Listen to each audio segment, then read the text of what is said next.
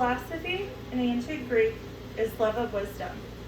The concept that I spent hours researching using reliable online articles, as well as have used effectively in previous coursework, is a concept created by a philosopher. Aristotle created ethos, pathos, and logos for the use of rhetoric, which is effective or persuasive speaking in writing. Aristotle created this concept around 350 BC and is still being used in all writing as well as speech giving today. Ethos, pathos, and logos are all major tools in making rhetoric. Without rhetoric, there would be no effective structure to a claim or argument. The major things to remember when it comes to ethos, pathos, and logos is ethos refers to the author and writer's credibility. Pathos appeals to the audience's sense of emotion, as well as logos appeals to the audience's sense of reasoning. One tool is ethos. It tends to be the first thing you want to establish before going into an overall message.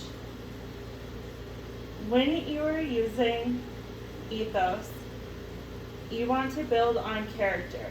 In translation, ethos is character. You want to create your character and credibility as the author or speaker. Why are you able to speak on this topic?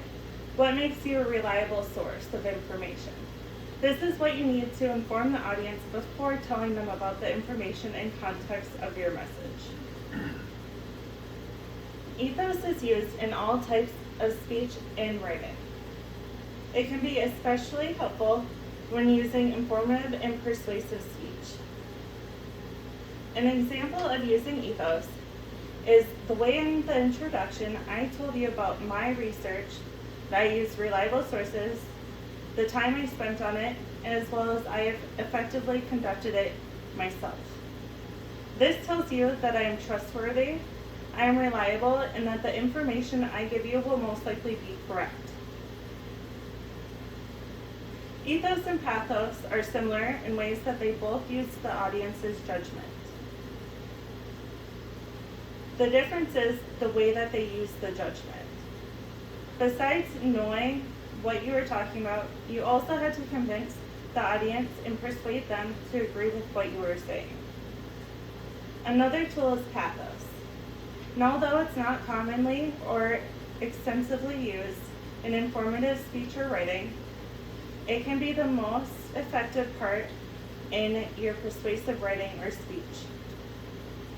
In translation, pathos is suffering or experience. It's most important to use when there's emotional factors that can tie into your topic. When the audience can relate and they can empathize with what you're speaking about, it allows the audience to connect with you as well as connect with the message. An example of using pathos can be, there are starving, homeless, shelterless dogs that are in need of homes. This is an example because it triggers the audience's sadness. It gives them a more reason and willingness to help. Pathos and logos are similar because they persuade to the same conclusion. The difference is the way that they persuade. Besides using emotion to persuade an audience, logos uses an audience's sense of reasoning. Yet another tool is logos. Logos is used to strengthen a claim using facts, statistics, as well as logical explanations. In translation, logos is reason. You are appealing to your audience's sense of reasoning skills. It can be effective to use after pathos because it can back up your connection with evidence. Using evidence can directly validate your claim. An example of using logos is $1 a day can feed a dog 3 meals for a full month.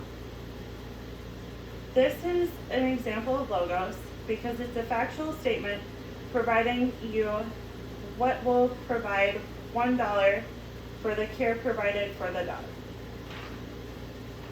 Statistics are also helpful. They provide proven data.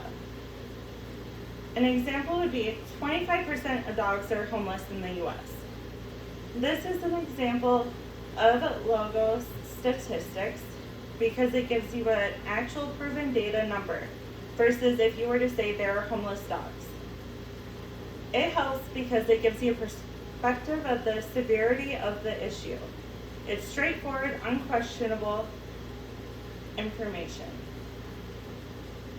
Ethos and Logos are both used to persuade an audience why to believe. The only difference is it's whether to believe the writer with ethos or the claim with logos. Ethos, pathos, and logos are three major tools in the audience's persuasion. Ethos refers to the credibility of the author or speech giver, whereas pathos is the appeal of emotion towards the audience, and logos is the appeal of reason using logic, facts, and statistics. You want to be able to have the audience use their own sense of reasoning.